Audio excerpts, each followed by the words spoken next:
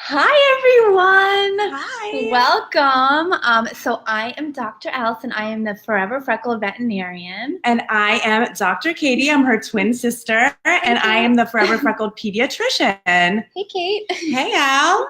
You ready to do this? We are. So today we are talking about just common pet emergencies and what we're seeing all the time.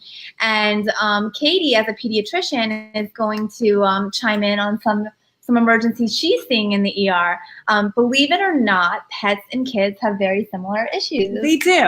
And we are going to talk about emergencies. But what we're really here to talk about today is poop. It's poop. Yes. It's diarrhea. So I have been inundated at my animal hospital with diarrhea after diarrhea after diarrhea. It's not a great topic, but I mean, for the past 2 months, it's literally all I've been dealing with. So since Thanksgiving, all I talk about is diarrhea and poop. Whether it's pictures of poop that I get from friends and family, whether it's moms that bring me bags of poop to the ER so I can look at it, whether it's Mason having diarrhea at home, it's really become the center of my world, poop. Yeah, and so right. So, I mean, I think it's just appropriate that we dedicate a half an hour Facebook Live to this topic.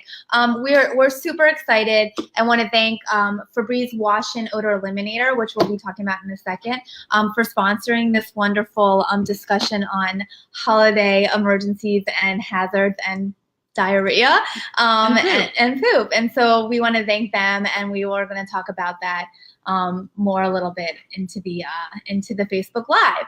So yes, so by far and away at my animal hospital, that's all I'm seeing is diarrhea after diarrhea. So I think that it's really important to chat about why our pets and our children are coming in with such gastrointestinal upset and tips. And really, nobody wants to talk about it. Nobody wants to talk about it. But in reality, it's all we're treating. So we know you guys are suffering from it because that's all we see all day long is diarrhea and poop. So we're going to just put it out there, make it standard. We're going to have fun with it. Yeah. We're just going to really dive into what it is that we're treating right now, and that is poop. Oh, hey, so if you're tuning in, we're talking about diarrhea in pet emergencies and children emergencies. Looks like Erin just tuned in. Hey, Erin. Looks like Carrie just tuned in. And Febreze Wash and Odor Eliminator just tuned in. And we're going to talk about how they are awesome about eliminating the odors. We can treat it, but they can eliminate it. We actually dedicated our lives to diarrhea. We went to school. Yeah. We learned about different types, colors, consistencies, and how to treat it. But unfortunately, we're not going home with you. No, we're not. So we're not there when the diarrhea occurs. So that's why we reached out to the best of the best to help solve your post-diarrhea problems. So Febreze is amazing to get out all the odors that come along with the actual diarrhea itself.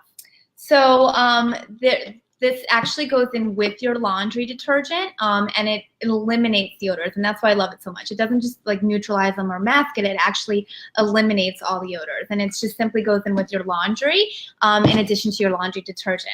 I actually use this in my animal hospital all the time. We probably go through 4, 5 to 10 loads of laundry a day, towels and blankets for the animals, obviously in the cages, and you can imagine what kind of things get on these things. And we use this in my animal hospital all the time, and they are the best. So if you go onto their website, they're offering a $4 coupon under special offers. So check it out. It's awesome. But anyway, so let's kind of get into why we're seeing this so often with our pets and our children, and maybe some tips and tricks that we can do and help you guys, all you pet parents and children parents out there, avoid this and spend your holidays with your family and not in the ER seeing us. Yes. All right. So the big things for dogs, what we're seeing, and cats, is the rich foods that's so prevalent during the holiday season. So lots of cooking, lots of hosting. I don't know about you guys, but I have candy and cookies kind of like as a decoration throughout my house, which obviously it can cause upset stomach in pets. So that's probably the number one thing that's causing upset stomach in dogs is the food, and cats is the food indiscretion and all those rich foods. The other thing is stress. Stress is a big trigger for pets to have diarrhea and vomiting. We actually call it stress colitis. And so stress in pets during this holiday season can be all the people coming in and out, even the decorations with cats. Cats don't like anything different in their home, and so the decorations and the things, changing in their home can cause them to have stress. So that's a huge trigger in pets.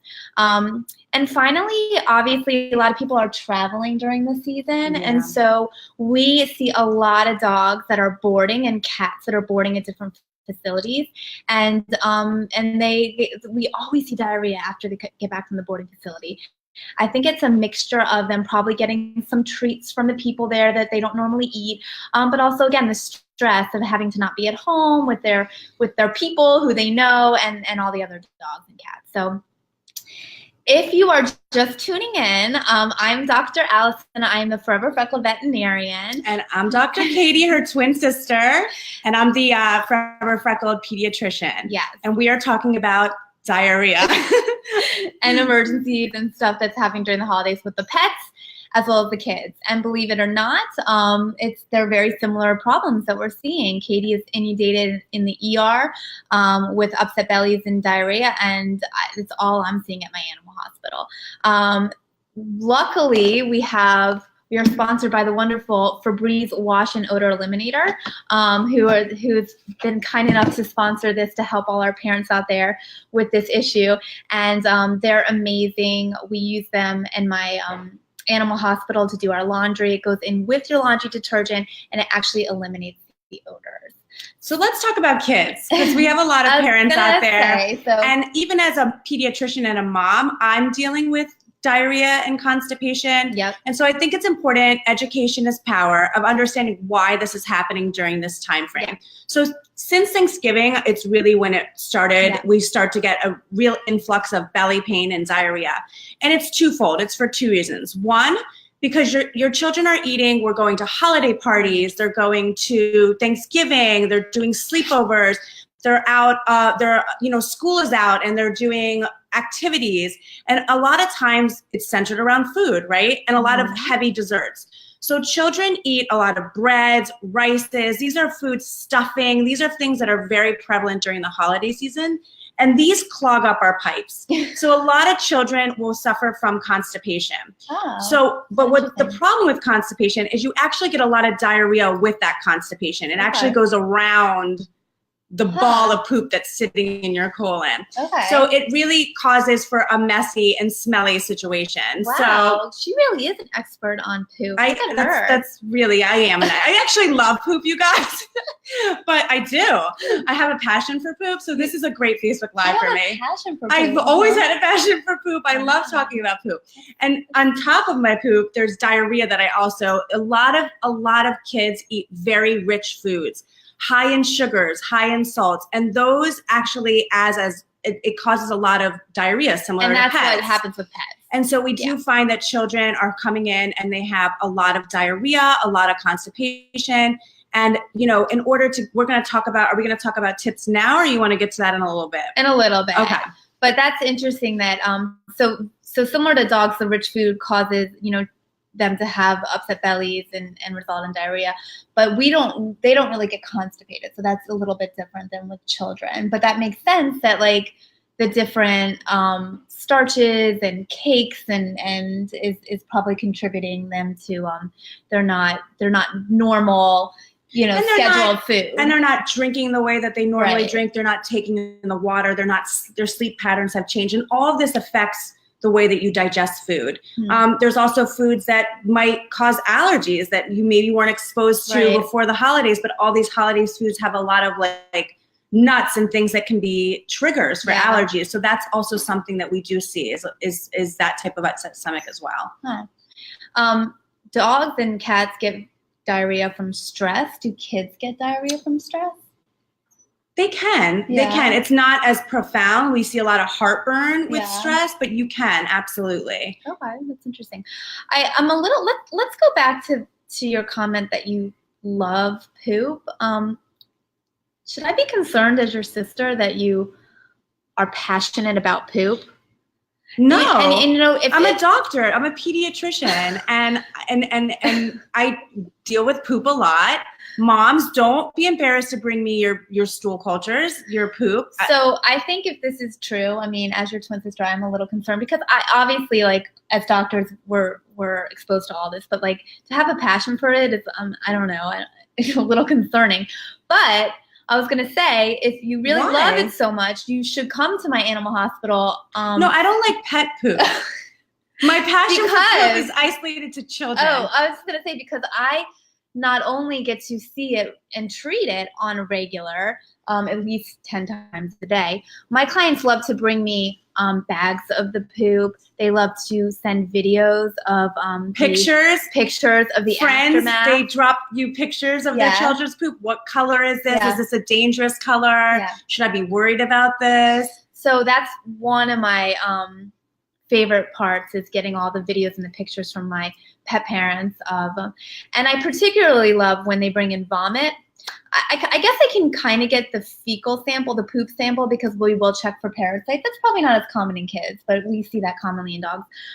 But the vomit is always a fun thing in a bag. And have you ever had that happen? Yeah, I had it yesterday.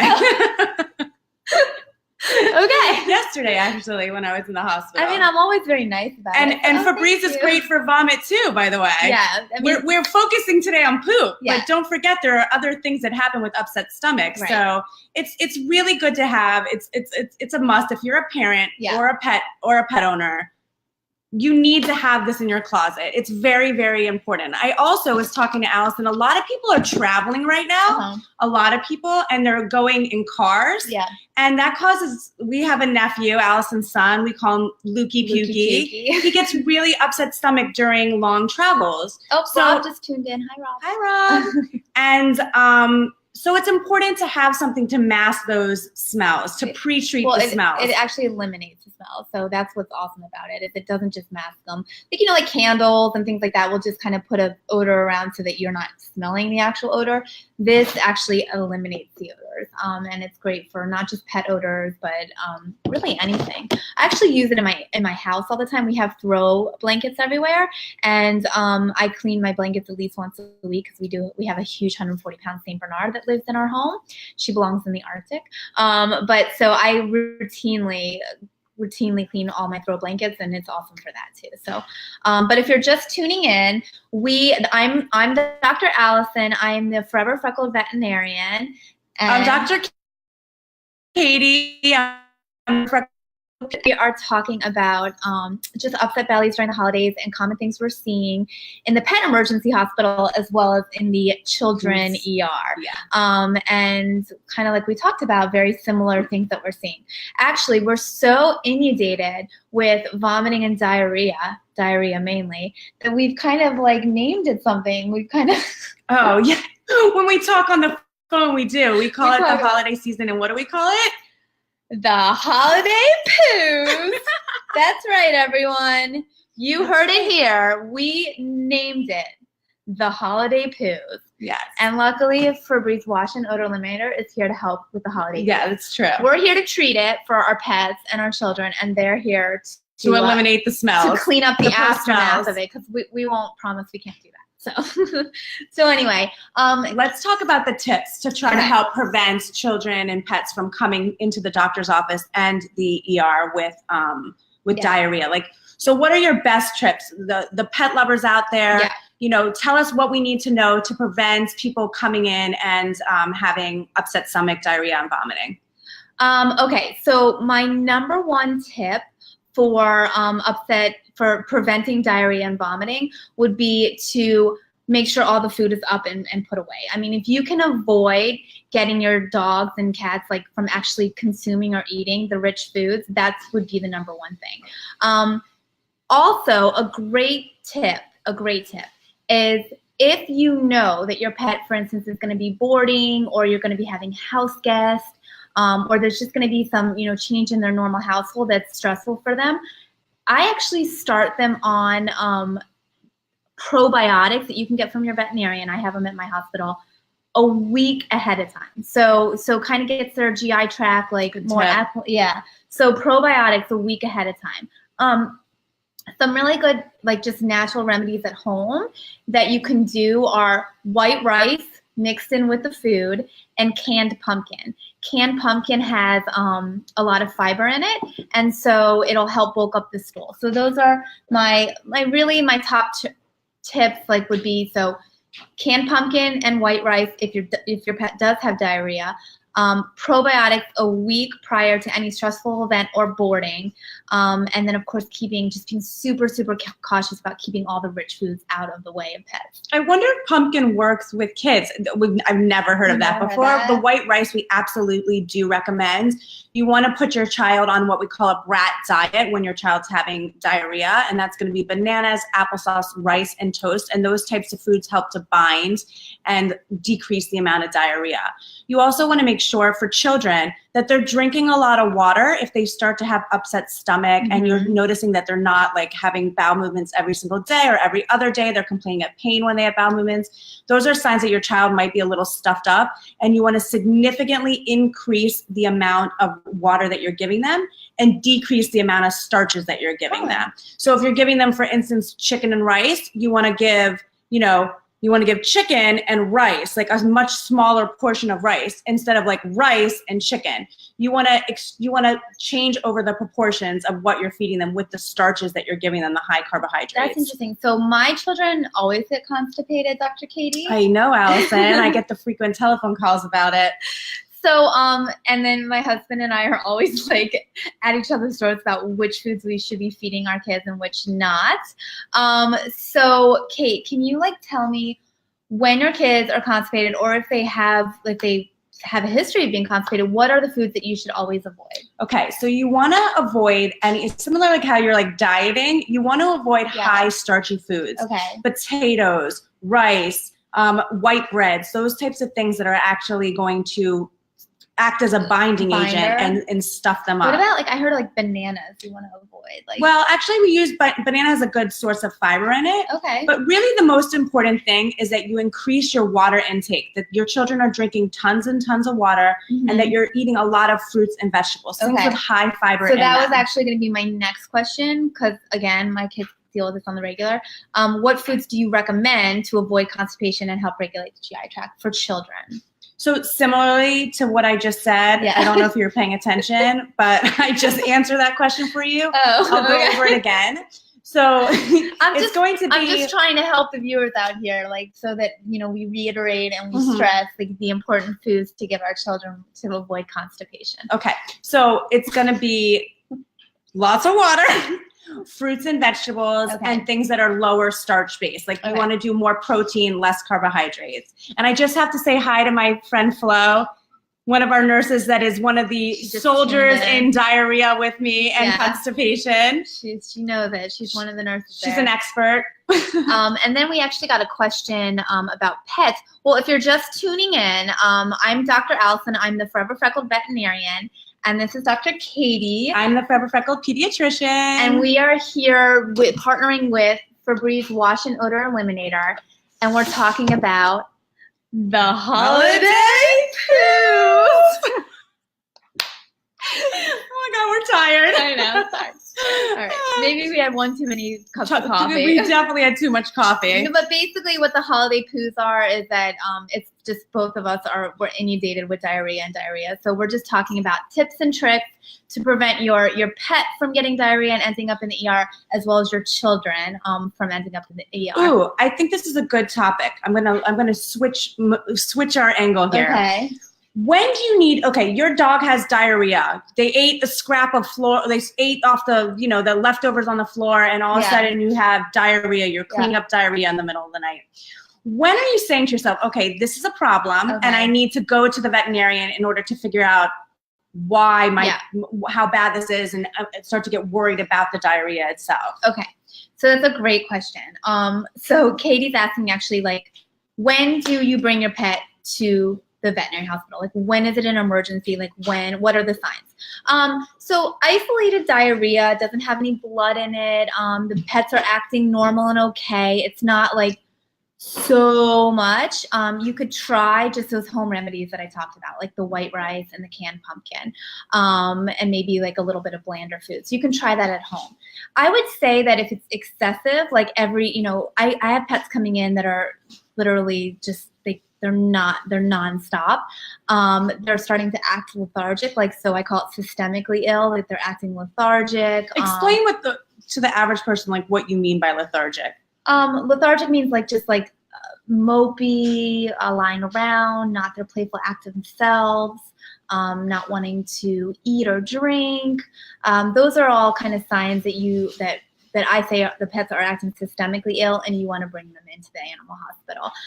If you see any blood in the stool, I always recommend bringing them in for that.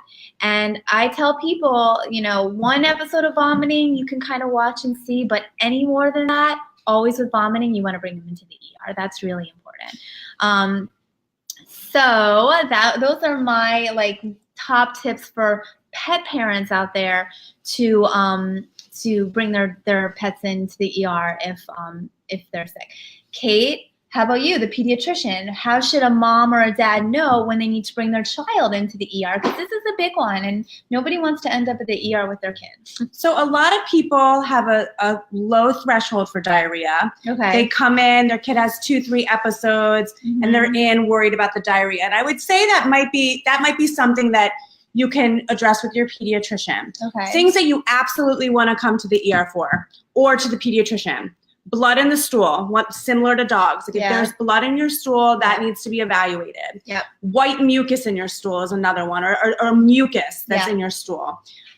Your child is having 15, 20 episodes of diarrhea a day, and they're starting to become dehydrated. So that's actually, I have a question about that. People ask me, or they come in all the time with their pets that have diarrhea, and they're concerned that they are dehydrated. If they have excessive diarrhea, they can get dehydrated, but generally when they're eating and drinking and they're not vomiting and it's just diarrhea, they can keep themselves hydrated. Is that the case with children, or can they literally get themselves dehydrated? I mean, it's very dependable. It depends on the age. It depends on how well they're staying, what is going inside. So if the mom's able to hydrate and they're able to absorb a little bit of fluid, then they're less likely to be dehydrated. Okay. It's not super common that we see severe dehydration from diarrhea, but it doesn't mean that it can't happen. We see it just more with vomiting. Like vomiting, they get themselves dehydrated. But the signs that you're looking for is decreased urination. So all of a sudden they're not urinating as much as they usually do. Okay. They are not producing tears when they cry. Their lips are getting very, very chapped. And their activity level is just very, very low. Yeah. They're not waking up. Right. Because when you're dehydrated, it's a vicious cycle. You feel very, very sick. A lot of times when pets are dehydrated, they feel so ill. Alone just hydrating them and giving them fluids, they feel a million times better. Would you say the same thing for kids? Yeah, they get we call it a bolus of fluid in the ER, and they're totally different children. Yeah. So, just keeping them nice and hydrated. Yeah. A great tip for my parents out there, if your child is suffering from vomiting or diarrhea, don't give them 4 ounces of fluid. A lot of people make that mistake. Oh, drink this whole, because you actually want to give them small amounts every 10 to 15 minutes. You're trickling in versus giving them this bolus effect where their belly's seeing it or their intestines seeing it, and it's coming straight out or going straight out. It's small amounts every 10 to 15 minutes. Yep. That's the way to keep them hydrated and to prevent dehydration. And prevent them from vomiting everything up. I actually give the same advice for my pet parents out there. So if you are just tuning in, I'm Dr. Alison. I'm the Forever Freckled veterinarian. And this is Dr. Katie. I'm the pediatrician. And we're just talking today about just common emergencies that we're both seeing through the ER, mainly diarrhea and some vomiting, and ways you can prevent it. We're really honored to be partnering with Febreze and Odor Eliminator, which is awesome product to combat the post-poo problems, the aftermath of the GI upset. So we're the experts in poo, but we dedicated a life to studying poo. We are. We're experts in the poo, and we're experts in treating the diarrhea and the vomiting. But they are the experts in the post-poo cleanup. Yeah. And if you head over to their website, they are offering a $4 off coupon under the special offers. But what I really love, I use this at my animal hospital all the time. It goes in with the wash, with the laundry detergent, and it actually eliminates the odor. So it doesn't neutralize, doesn't mask, it actually eliminates it. And I love them. And I'm sure all my pet parents and my children parents out there will love them just as much as we do. Okay, so on the fly. Okay. Best tip to prevent diarrhea. Yeah. And best tip if your dog has diarrhea. Okay. Again, for my best tip for pet parents out there is avoid them getting into anything that's not their typical food. We had a question, I didn't get to it, about what foods we can give pets right now. I mean, if they're, I said quick tip. That means a sentence or two. Sorry, I have a hard time not talking. So avoid them getting into any type of extra foods that they're not normally used to. Good. Okay. And then my tip for if they do get diarrhea is white rice and canned pumpkin. And if it's excessive, just come in to see me or your local veterinarian. Perfection. And Katie, on the fly, quick tip for children avoiding diarrhea, constipation, and your tip. To prevent it, watch what your kid is eating. Yep. You know, don't sit in the corner and they're on their 15th cookie. Like, make sure that you're watching them and you're actually keeping track of what's going in. Yep. And then once they have diarrhea, high starch foods, rices, breads, high fiber, and those types of things in order to, help stuff up the diarrhea or stop the diarrhea. Yeah. So, Kate, I mean, I think we've had a pretty good segment here on the holiday poos. What do you think? I do. Do we have any questions we want to just, before we wrap this up, were there any questions? Well, I think we answered the question. Oh, we did? Okay. Yeah, about, my dog always has diarrhea on our first day of vacation. Should we do a probiotic a week in That's exactly what we were recommending. That's what it was like, maybe you're an expert in poo too. Anna, thank you for writing in a question. And yes, that is a great tip. And that's one I was talking about earlier. If you guys know you're going on a trip or there's going to be a high stress, a lot of people coming into your home, start your dog on a probiotic a week in advance. It's very helpful. And then also at my vet hospital, we have prebiotics, which is also a great way to help normalize the gastrointestinal flora. I love the poop emojis that everyone's sending. It's very funny and very cute. And I think that's it with questions. So let's just sign off. We'll sign off. We want to thank everybody for listening to our segment on the holiday poos. A special thanks to Febreze Wash and Odor Eliminator. You guys are amazing and doing such a great job of helping all these moms and all these moms and dads out there eliminating these the odors and the diarrhea. Yeah. We really do hope everyone has a wonderful holiday and you guys are spending a clean holiday, and you're spending it at home with your friends and family and not in the emergency room with us. Wash your hands, wash your hands, wash your hands. All right, guys. Thanks so much for joining us. Happy holidays. Happy holidays.